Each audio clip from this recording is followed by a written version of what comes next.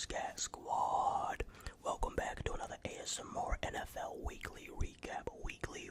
Well, it's supposed to be weekly. I let the squad down, man. I was unable to upload a recap for week 4. So I do apologize for that, but we're gonna hop straight into week 5. They had some pretty unexpected victors, some pretty crazy games. And check the description because we're talking about 3 different games, and I actually will put in a description this time. I forgot last time. So we're gonna go through a couple games in this video. I normally do 1, but since I missed week 4, let's go over a couple. We're gonna start with the Buccaneers versus the Falcons. Then we're gonna transition to Cowboys, Steelers, and then we're gonna wrap up. We're gonna finish off the ASMR NFL recap with the Monday Night Football game, where there's almost said the San Diego Chiefs. Boy, what the hell is that? The Kansas City Chiefs defeated the Saints, man, and they really just locked their asses up. We'll get into that game at the end, but yeah, man, there were some really good games. So, first game, like I said, Falcons, Bucs. Now, if you watched my one of my recent Madden videos, I actually made a prediction before this game. I chose the Bucs to win a close game. I knew it was gonna be insanely close, which it was, pretty much the whole way through. But the Atlanta did come away with it. Kirk Cousins, man, we're gonna talk about that final drive he had, because that game winning, that was so unexpected, bro. I thought I was so ready to come in here and gloat about me correctly predicting the Buccaneers to win a tight game against Atlanta, and then Kirk Cousins just ruined all of it, man. This is, he turned, it's like Kirk Cousins turns into like a mini Tom Brady in close games, bro. Alright, so let's start off the recap. Alright, so Buccaneers versus Atlanta. Atlanta was the home team for this match. Okay, so this game was an absolute shootout, especially in the first half when both teams were going back and forth on touchdowns. Kirk Cousins and Baker Mayfield were balling, but the first drive started with Kirk Cousins getting a touchdown. He got a nice pass to Kyle Pitts, and then he hit Drake London twice. Once was on like a 3rd and 7 around the midfield, and then the touchdown pass on that drive was also to Drake London. Kirk Cousins had all day to throw. The defensive pass rush was inconsistent. It did get to him a couple times. Oh, let me mute my phone. The defensive pass rush of the Buccaneers was pretty inconsistent. They got to him like a couple times, but for the most part, I would say the Falcons' O-line did well. Kirk Cousins was throwing a lot of seam balls to his receivers. A lot of seam routes were open. A lot to Mooney, his receiver, number 1, Mooney. I kept hearing that name all night. He really popped off and flashed off the screen. A lot of passes to Mooney, to Kyle Pitts, Drake London, like I mentioned. And then the Buccaneers matched their score with a touchdown from Baker Mayfield to Mike Evans, and Mike Evans had a huge advantage the entire game. Nobody in the Falcons secondary could match his size, so he just had an advantage on basically every corner, every DB, every safety. He had an advantage, and that's why he did so good in the red zone in this game. Baker Mayfield, the Bucs offense was pretty good, especially in the first half. That he was pretty much just taking what the defense gives him. A lot of short throws, a lot of crosser routes. They did a really solid job establishing the run, so the run was a threat at least to the defense. So that way they wouldn't become one-dimensional, because when you're one-dimensional, like the Dallas for an example, even though they won this week, it's easier to guard and it's harder to win against good defenses when they already know what you're gonna do, when they already know what you're going to do. After that, Kirk Cousins would hit Mooney in the the end zone for a touchdown. He put that ball on a rope down the seam once again. The DB didn't. The pass was so good that the DB didn't even have time to turn his head to adjust to the ball. So his back was faced toward the QB. Receiver Mooney snatched it over like 2 DBs. It was crazy. But then after the Buccaneers got the ball back, Mike Evans and Baker Mayfield went right back to work. Like I said, Baker Mayfield, I don't want to say he was game managing because that kind of sounds disrespectful. Usually people say that in a negative way. But he was just making the right reads, making the right passes, not doing too much, but doing just enough to keep the drives going. He also got a second TD to Mike Evans on a corner route. Like I said, that was just a defensive breakdown on that one. But he had his way the entire game. Mike Evans, people be disrespecting Mike Evans. I think I made a poll talking about, is he like a top 10 receiver, top 7? People were not feeling Mike Evans in the poll. But yeah, back and forth. Defense was not a factor until like late in the third. That's when the defense really started kicking up, and then both teams in the third quarter was 24-17. Advantage Buccaneers. Then the Falcons came down the field, scored a field goal, 24-20. The Buccaneers got the ball back, worked their way back downfield, got 3 points, 27-20. Then Kirk Cousins hit Kyle Pitts twice and Mooney on the next drive. I told you Kirk was putting in that work. But yeah, he hit his receivers. And then drove down the field again and got another touchdown to Mooney, who had an excellent route. He did like a zig route. Then went back inside and then just ran into the end zone. It was pretty tough. And then it was tied. So then this is where it starts to get kind of wild, man. The Buccaneers come down and get a field goal, giving them basically a 3-point lead. No, I'm sorry, a 7-point lead because they were up 4. It was 24-20, and then it was 27-20.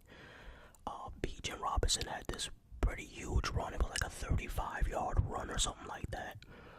It really helped them stay alive and keep some momentum on their side. They were able to get into the Buccaneers red zone off of that.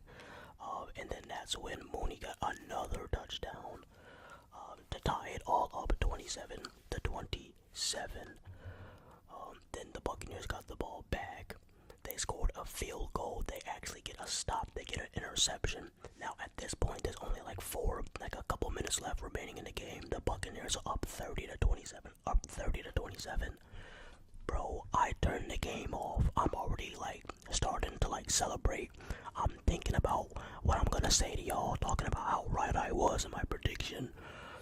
Just for them to fumble, for the Buccaneers to fumble. This was like their second time fumbling because they fumbled earlier in the game, but Mike Evans recovered it. They fumbled again, and then Kirk Cousins has a game-winning drive. He just worked the middle of the field. He did a really good job. Both quarterbacks did a good job. Baker Mayfield did a good job getting the ball to different people, different receivers. He threw it to his running back a lot. Kirk Cousins was just hitting Mooney, Bijan Robinson, Kyle Pitts. Those were like the main people who was putting in work in the second half. It wasn't too much of Drake London in like the third or fourth quarter. But yeah, he was very valuable as well. Alright, so let's quickly get into the Cowboys Steelers now. I didn't even get to see the first half of this game really. I tuned in with like maybe 2 or 3 minutes left in the first half. It was like 3-6 or 3-3 in the first half anyway, so things didn't even start getting interesting until like the middle of the third quarter, and only got interesting. It got interesting pretty much because Dallas kept choking. Dallas had so many penalties and mistakes. Well, really, it was both teams. There was an absurd amount of penalties in this game. Dak Prescott missed some easy passes.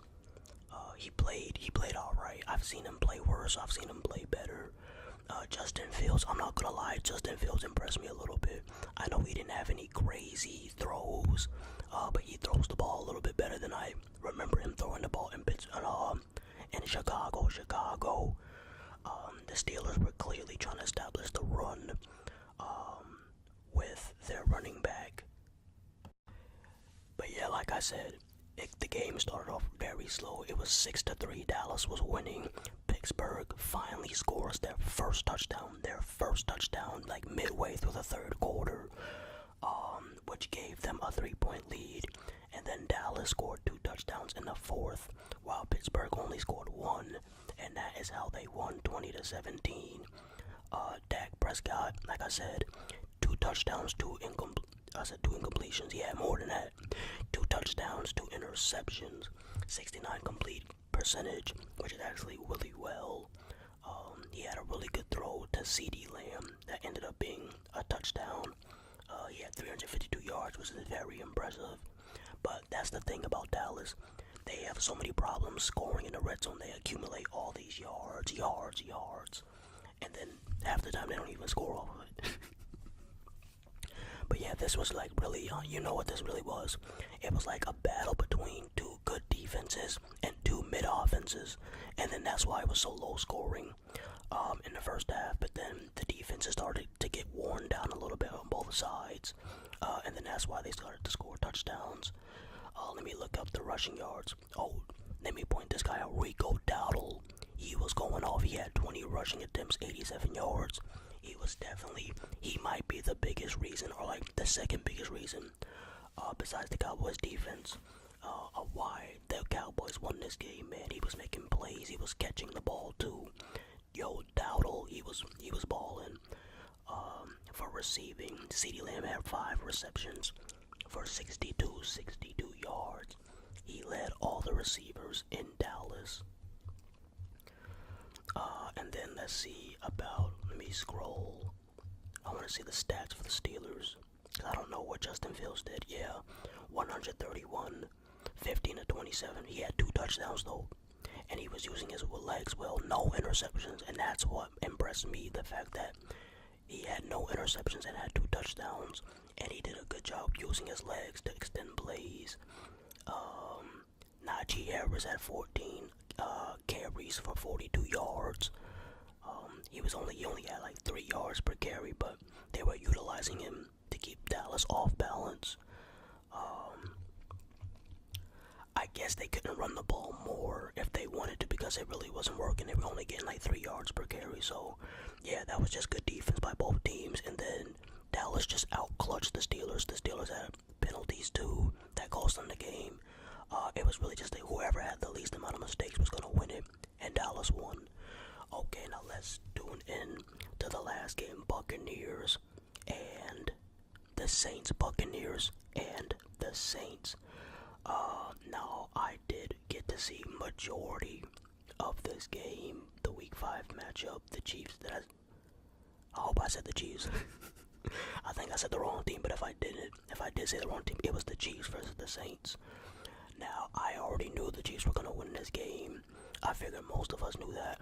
I was shocked on how well they contained Kamara. Alvin Kamara, how many yards did Kamara gain? I gotta see, because he didn't do anything, and he's been cooking like the last few weeks. Yeah, look, he had 40 yards receiving. That's solid. He had 26 yards, guys. You know how terrible that is, especially for a guy like him. He had 11 attempts. That means he had a worse average per carry than any of the running backs in the Steelers Cowboys game that I was talking about. He had a worse yards per carry than Najee Harris. Damn. So you gotta give credit to the Kansas City Chiefs D-line. They did an excellent job containing the Saints offense, not letting them get any momentum. That was insane to me. In terms of receiving, the only one who was really receiving and moving the chains really was Rashid Shaheed. Alvin Kamara got hit in the backfield a couple times. Jawan Johnson, he got a couple passes, but it was like little yardage. He didn't even really do anything. You gotta give credit to the Chiefs defense. They really locked up the Saints. Patrick Mahomes played well. Travis Kelce, finally, it looks like he's in rhythm. Travis Kelce has been struggling, especially earlier when the season first started, like the first 3 weeks. But over the last 2-3 weeks, he's really bounced back.